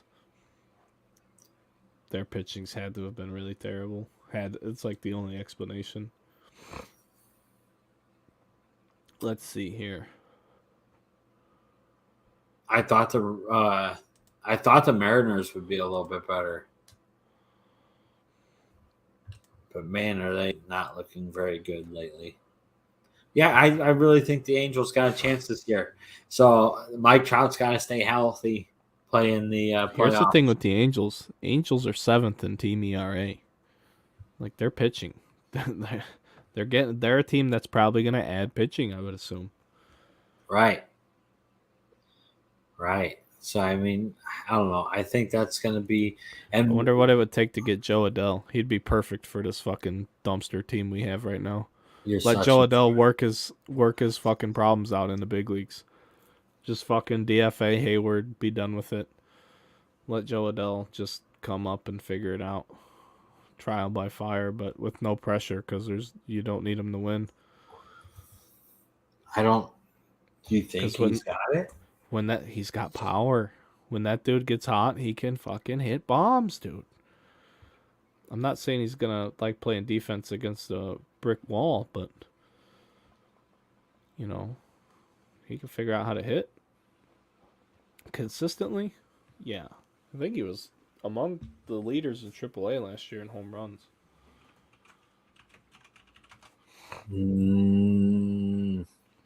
No. Wait. He had 23. Yeah, he had a bunch. He's been in 2 Futures games. Oof. He's only 23. Who knows? Only 23. He hasn't been very good, but I mean, fuck. What's he gonna cost? We got Smiley Miley. I think they go really young talent again. Yeah. Yeah, I was afraid you'd say something stupid like that. I think they do. I agree with you. I don't I know think why. I don't know why you would do it any other way. I You know think what I they mean? just get so Because much value, you right. know. Well, you just can't. You can't go get guys that are like high profile AAA dudes because even your young talent's not ready. Yeah. They're all seemingly doing okay. None of them are hitting 350 or any of that, but they're all showing signs of power and doing their jobs and getting experience. Experience is more important than the results generally at those low levels. They're not putting it all together yet. They're just learning, making mistakes at the highest level and trying to figure out how to iron them out. Like I said earlier in the show, the speed doesn't change. They're still that's what they're experiencing the speed now. This is professional baseball. This is it. Like those even like I said, those kids in single A throw 95, or better. Yeah, there are guys that don't throw that hard, but it's not so often that it's like some people are padding their minor league stats. Like no, they're all playing professionals.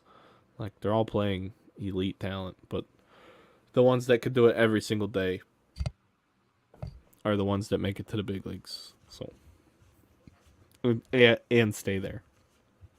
Who's who's So leading the minor leagues in home runs right now? Are we able to look that up? I bet we can find it. Yeah, I guarantee we can find it. Let's look it up. It'll be it'll probably be by like division stats. Absolutely. Okay, so this is the international. Yeah, you got to do it by leagues. So the international. International, that's AAA. Yes. Nolan Gorman had 15, and the Cardinals just called him up. Derek Hall for Lehigh Valley has 14, and he's hitting 276. Only 36 strikeouts, too. Gorman had 50 strikeouts, but Gorman was hitting 308. 15 home runs, only 23 RBIs. Robel Garcia for Iowa. He's got You love it. 11, and he's hitting 324. Oh my God, Robel Garcia is fucking killing it in Iowa. What are we doing right now? Give him another chance. With Don't put what him we're on. with what we're doing, you gotta let him do it. He's walked 21 times. I think Vargas gets sent down. I think they DFA'd him yesterday. He's gone. I No, think really. yeah. I'm pretty Oh, sure he's gone, dude. well, there you go. You'll see. Oh, PJ Higgins. That's who they picked. Yep, Pulled. that's that. Yep. It had to because of the catching Yep. situation. Okay. So if we go to the Pacific Coast League, David VR, Sacramento, has 14 home runs, 40 RBIs, hitting 302. I don't even know who that guy is. Here's another name though. Shea Langeliers, Yeah. 11, hitting 270. He's a catcher David too. VR is old. Jake Lamb, Jake Lamb, Jake the Rake Lamb's in AAA. He's got 10 home runs, hitting 278. Kevin PR is in AAA, 9 home runs. Trace Thompson, 9 home runs. Sam Huff, 7 home runs, hitting 260. He's only played 19 games though. Maybe got called up. Trace Thompson's only played 16 games with 9 home runs. Who the heck is the catcher for that for Oakland? Oh, I have no idea. Why wouldn't you call up Shea Langoliers? The service time, you know what I mean? They're trying to lose. He's old. He's 24. That's just what I'm talking. I don't understand. Sean Murphy. So if we go down to Double A, Yeah. or Elvis Martinez, who's in the Blue Jays system, I believe, is with 12 home runs. Kerry Carpenter, I have no idea who this is. I'll pull up his page. He has 12 home runs as well. He's hitting 326. If his page will load up. They really don't want me to know about him.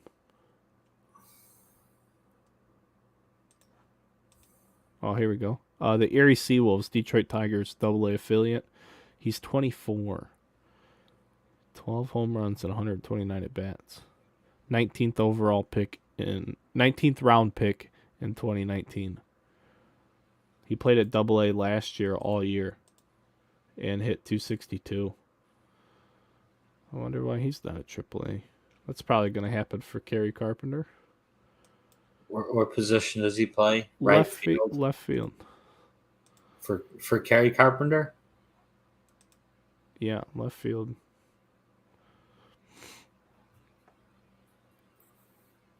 Or Elvis Martinez is only 20, but his average is not very good. He's just hitting bombs.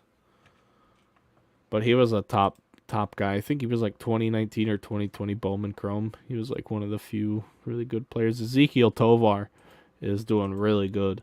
318. He's a Rockies prospect, I believe. Wow, he's with Hartford right now. He's 20 years old and just raking. Hitting 318, 14 stolen bases, 9 home runs. I mean, you're talking about tools. He's doing really well. In 999 at bats, the minor leagues, he's hit 278, 26 home runs, 71 stolen bases. He's only 20.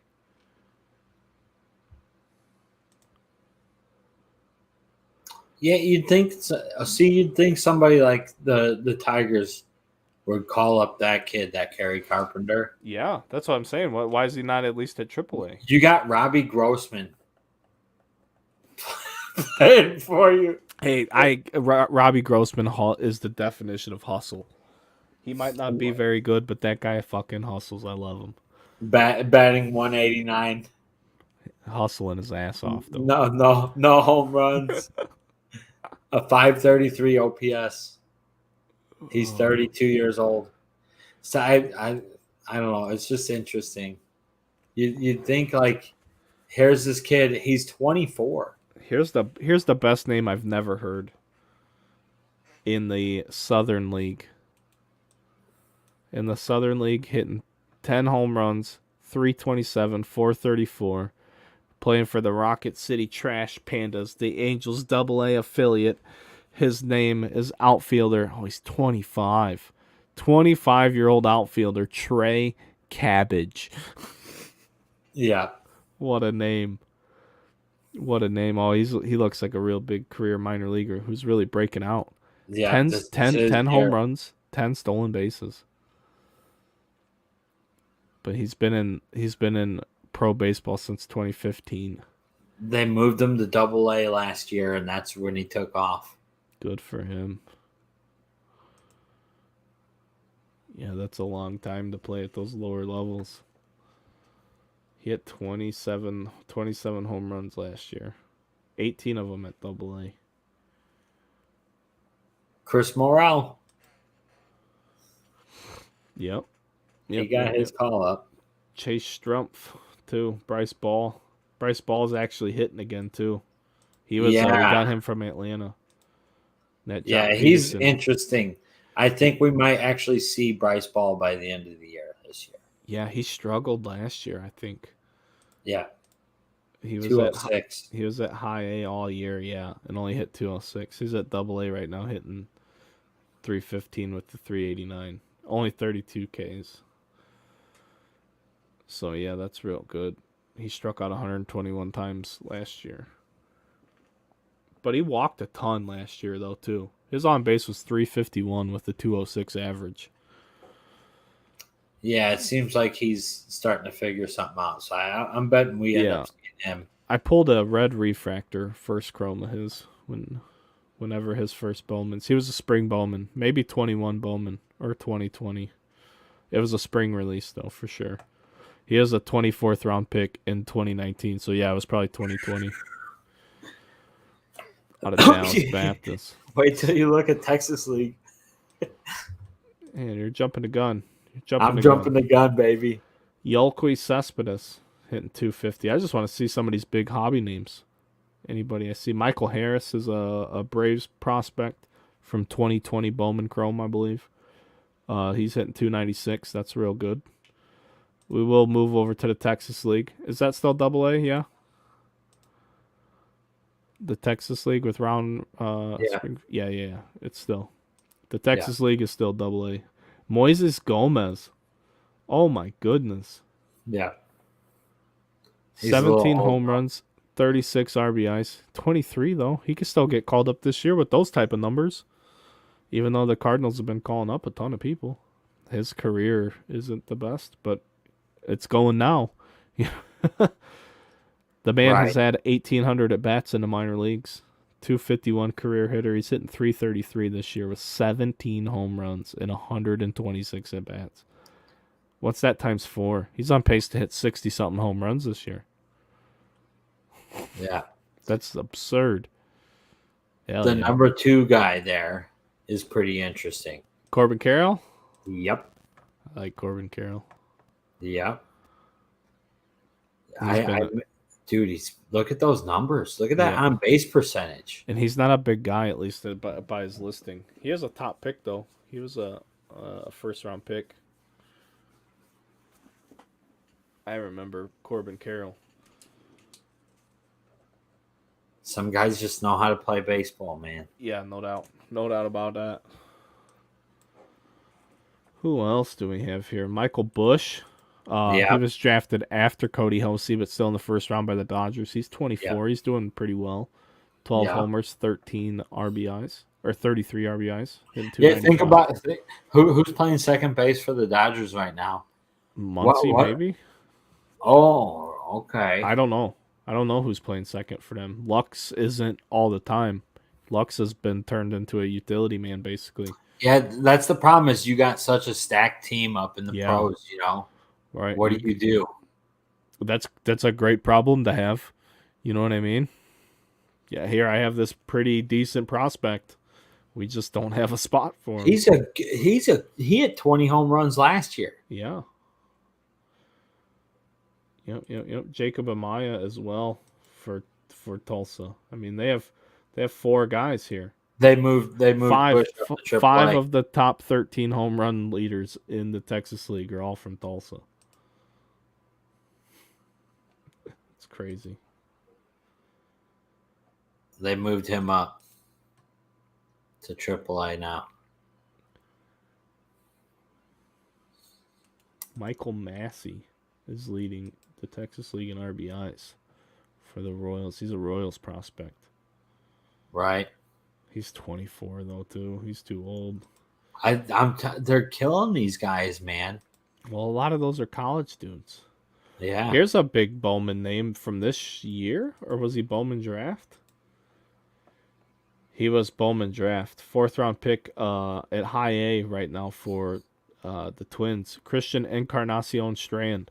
I told everybody about this guy. I was super high on this guy, so I'm glad to see he's doing well. He has 8 home runs, 37 RBIs, 5 stolen bases. He was one of the more scouted power bats in the draft, in the entire draft. Like I think he was like top 3 in terms of like power bats. And he's doing very well for himself. He's a college guy. You better move him up quick, you know. Yeah, he's 22. Yeah, he's a more polished hitter than maybe some of the international players are.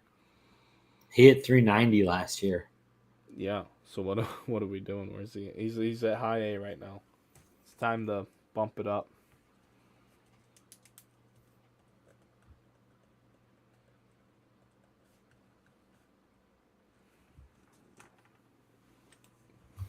Anybody else? Matt Mervis was killing it for the Cubs. South Bend Cubs. They sent him up to AA though. Matt Mervis was hitting 350. I don't know much about him either. He's 24. He was a 39th round pick in 2016 by the Nationals. I don't know how we acquired him. Let's see. I signed him as a free agent in 2020.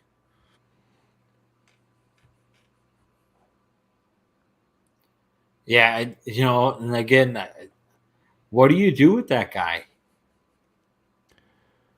I don't know. Ellie De La Cruz, he's a big-time 22 Bowman guy. Maybe the second most expensive guy. So at the Dayton Dragons. 266, 11 stolen bases, 6 home runs. He's 20. Something to keep an eye on. Tyler Soderstrom has struggled his ass off after having a really nice last year, I believe. He's only hitting 208. Yeah, he hit 306 last year, and people really started talking about him. He's not doing himself any favors right now. Canario got called up to. Oh, this is old. He only had. Oh yeah, these are South Bend stats. Sorry. Yeah, he had 10 home runs. He was hitting 240. No, that's not right. They got both his teams up here now. Tennessee, he's only hit 193 since he joined Tennessee. Canario, so he's struggling a little bit. But he was hitting 281 at South Bend. He was doing really well. He's who we got in the Chris Bryant deal. So that's someone you really want to pay attention to. Just for, is he ever going to contribute? I hope, anyway. Marco Luciano.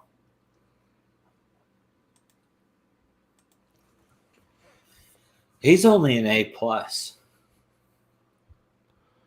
Yeah. So he's young though too, isn't he? He's 20, so maybe he gets up to AA this year. Maybe call up next year.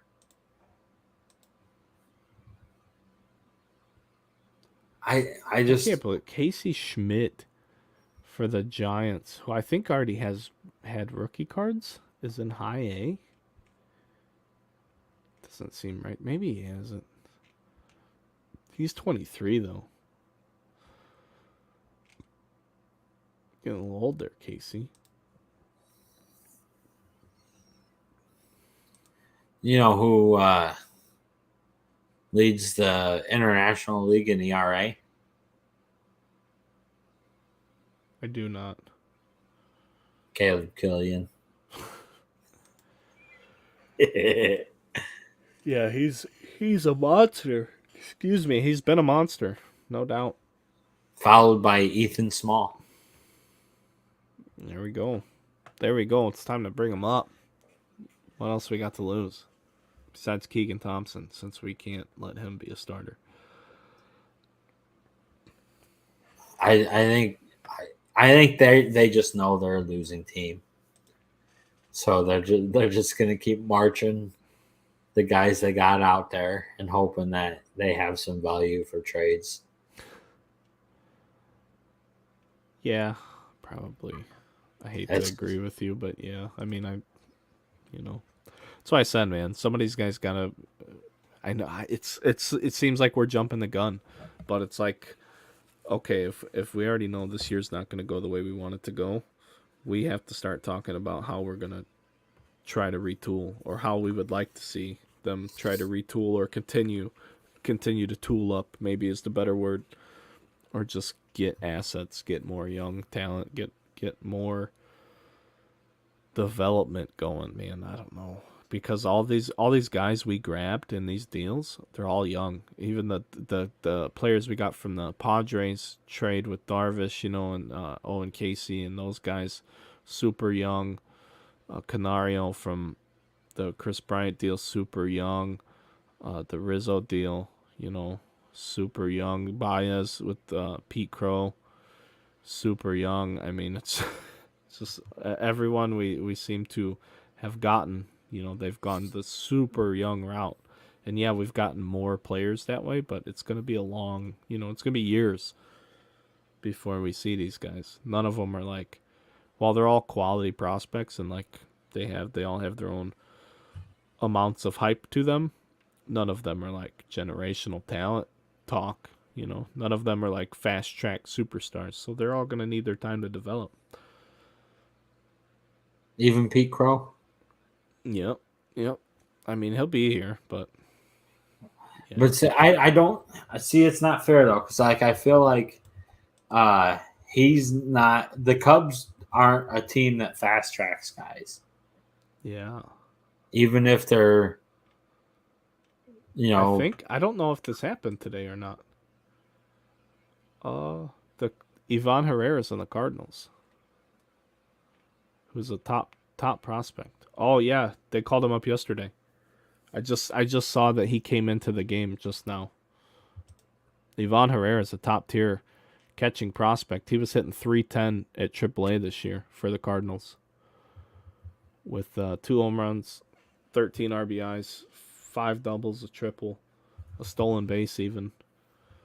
But he's like one of the game's most premier catching prospects. Like he could legitimately be Molina's replacement.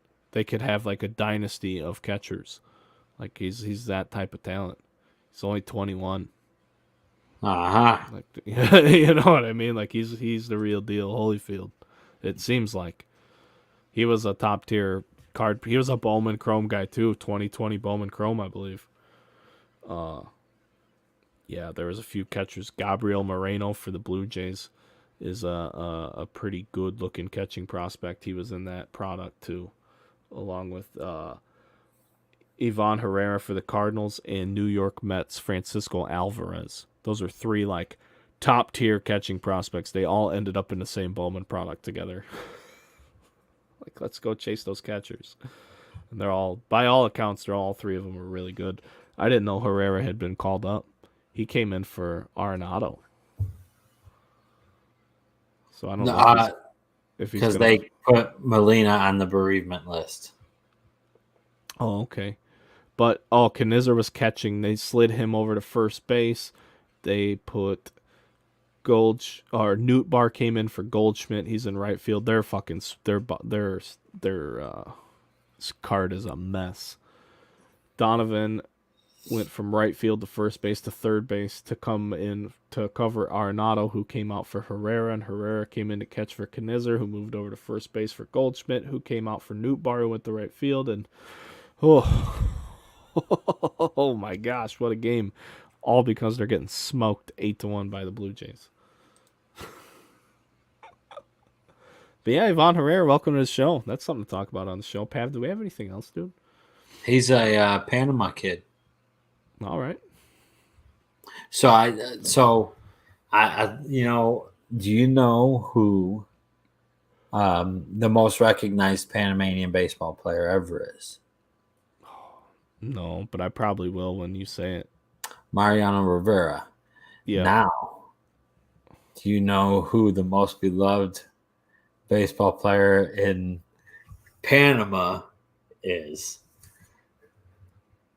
Not Mariano Rivera. Not Mariano Rivera. So, like when I was in Panama, okay, there was a guy that he was friends with my business partner's girlfriend.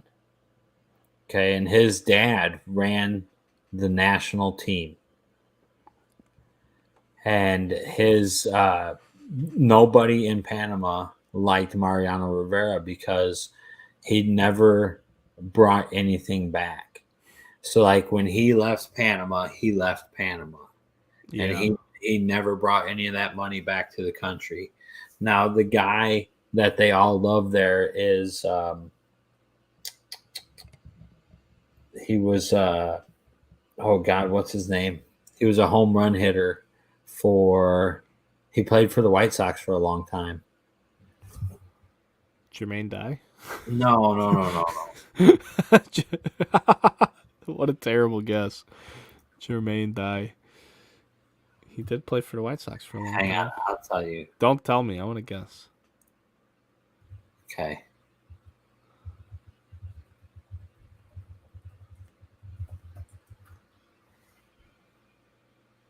Oh, he didn't play for the White Sox for a long time, but he did play for the White Sox. He played for the Houston Astros. It's not Bergman, is it? And the most beloved, obviously no. But Rod Carew was from Panama, so he's huge there, right? Just because he's Rod Carew. Yeah. But no, when I was there, this was the most beloved Panamanian baseball player that they all talked about. Home runs, lots of home runs. Yeah, he had 358 home runs in his career. What time period did he play? MLB debut May 7th, 1999. Last appearance 2012. Alou? Nope. No. So, and I'll tell you, so like recently, there's been some Panamanian baseball teams in the Little League World Series, and they come from an area called Agua Dulce, so sugar water. And that area, I've actually been there, and I sat around and drank beers with some old Panamanian dudes, which is not, something that I was ready for. Baseball player. Why can I not? I can't believe how stumped I am right now. It's It's not Biggio. It's not Bagwell. It's not Lance Berkman. El Caballo. What's his name? yeah, Yeah, what's his fucking name? Carlos Lee. Carlos Lee. There we go. I'm like, Yes. yeah. There. I'm like, I just had to start talking out loud. I'm like, they had some hitters, man. Right. The So shows, yeah. when I went Carlos there, Lee. there was a huge, a huge farm, a huge ranch, I should say, because it had a lot of cows on it for beef, a lot of beef steer, and it was all owned by Carlos Lee. So like he actually took all of his money and went back to Panama and bought land there and did, so they really liked him a lot because of that. Like he poured money into like their little league facilities and stuff like that. Whereas like Mariano was somebody that, the people didn't see him after he left. He never came back. Right. Gotcha. Yeah, that's strange. I wonder why. I remember seeing Mariano Rivera like visit. If it was Panama, I wonder. Probably. They probably paid some little kids. Like, come running up and be like, ah! Right. Pretend you love this guy. It's good for the camera. Yeah, that's wild, man. That's wild. I don't know. I mean, where does Rivera live now? I don't know, but like if you actually go and read, so like if you read on Carlos Lee's Wikipedia, it says Lee owns and operates cattle ranches in Agua Dulce and Houston. So he's got a cattle ranch in both places. Hell yeah. Good for him. Good for him. Shout out to Carlos Lee. What else, dude? We got anything else? I think that's about it, man. Yeah, there's not a lot happening. When does All-Star voting start? I wanted to ask you that earlier. I have no idea. I haven't heard anything about it. I would think that would start pretty quick here. All I know is that everything's it's at Dodger Stadium. That's what I do know. Because I made a joke to my wife while we were at the home run derby in Colorado. I said, you want to go to the home run derby in the Dodger Stadium next year? Oh, that would be so fucking expensive, I bet. Colorado ticket was expensive to sit in the outfield. I can't imagine what Dodger Stadium would be. And then nobody would show up until the second round of the home run derby anyway. So that'll be that. It looks like it started in June last year, right at the beginning of June. Yeah, so we should be. So that's probably, yeah. Everything just seems all fucked up because of the late start for me. So yeah, no, I agree. I mean, I don't even know if they're done with salary arbitration yet. I keep hearing. It seems like this week I've heard about a few arbitration deals. Yeah. Sorry, and I forget one specifically was a player lost, and I forget what player. It was a pitcher. Someone from the Brewers. They wanted like $3 million, and they got 2.415 or something like that. I think that's it, though, man.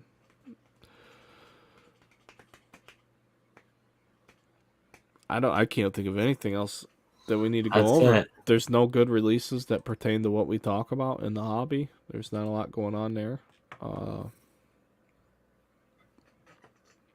There was a Dallas card show over the weekend, but I don't do a whole lot of card shows. We had a CSG sub come back in. Pav, your stuff got mailed out today, buddy. You should have it tomorrow. Don't worry about shipping either. I told everybody shipping was on me for the sub because I took longer than I would have liked to get it back, even though it was just a few days.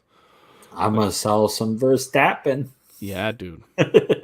Yeah, I forgot to hit you up. I had my wife pack them up, I think, because I was gonna ask you about buying one of your Alcantaras. There's another guy we got that was part of the Rizzo deal. Dude, he's getting his numbers are going up.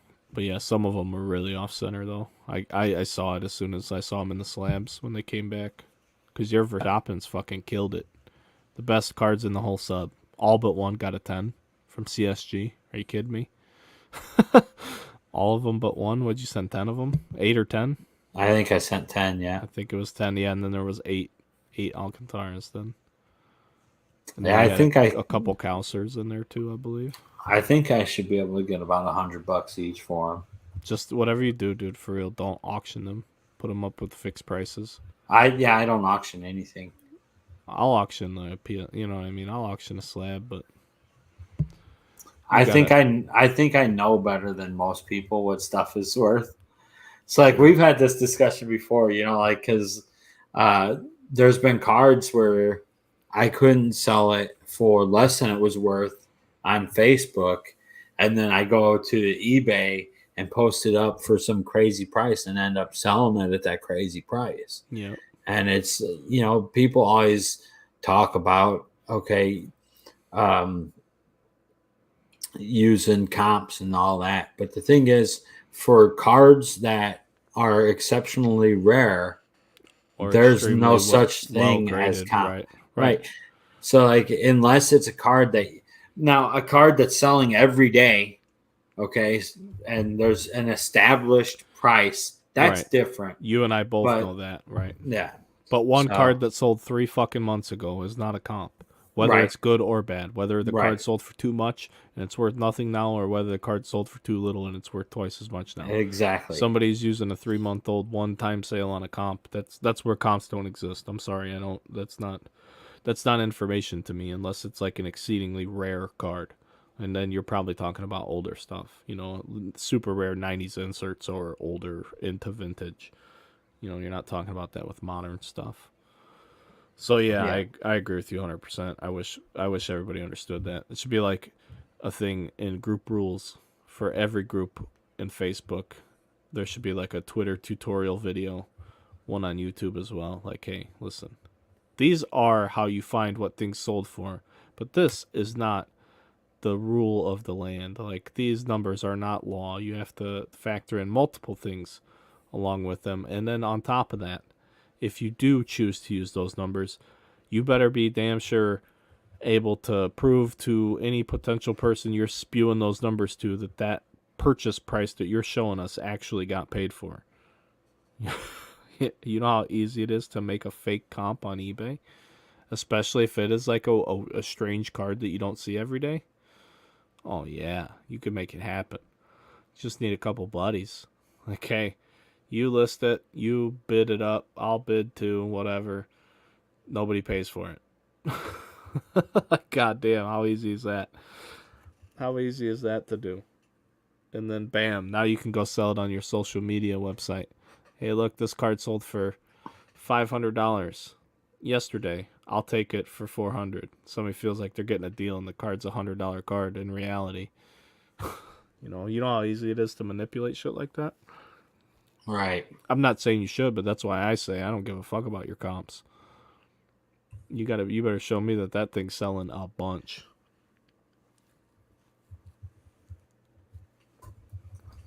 Yeah, I it's always somebody with some bullshit. You just have to think, like, there's just so many shady people in the industry, dude. That's what sucks.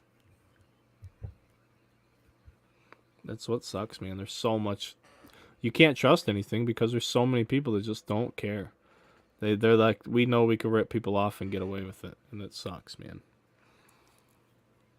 It sucks. I don't want to end the episode on a downer though, so it's time to go. It's time to go. All right, buddy. Everybody, thanks for tuning in. We'll be back next week, next Tuesday. Again, we're doing Tuesdays now, in case you didn't know. Audio will be available in the morning. Audio people just know that this is done live. So if there's any delays that are unsavory to your earphones or awkward silences, Sorry, this is our show. This is what we do because we get to do our show how we want to do it. And we thank you for listening. You guys can find us on Twitter at UG Runaround Pod. Hit us up. Let us know you're out there. Let us know you're listening. I am doing a giveaway. If you guys see this, Candy Digital. Shout out to Candy Digital. If you get on my business Twitter, twitter.com, or at undergroundbrks, because of character limits, I am giving away Candy Digital packs, NFT packs. Line up 4 drop today. J-Rod, Cunha, Mookie Betts is in there. There's a pretty good handful of superstar players that are in that set, in that lineup. Tim Anderson, Rafael Devers, and many more. Go find my tweet on Twitter when you watch this pod in the morning. All you gotta do is like Candy Digital and retweet my tweet. You could win a free pack for absolutely free. If you don't want to play NFTs, sell the pack. Be done with it. Doesn't matter to me. I'm just here to hook people up with a free pack. If they want to go over there and play around on Twitter. Pav, you got anything you want to say? No, that's about it, buddy. All right. Thanks, everybody. We'll see you guys next time. Peace. Peace.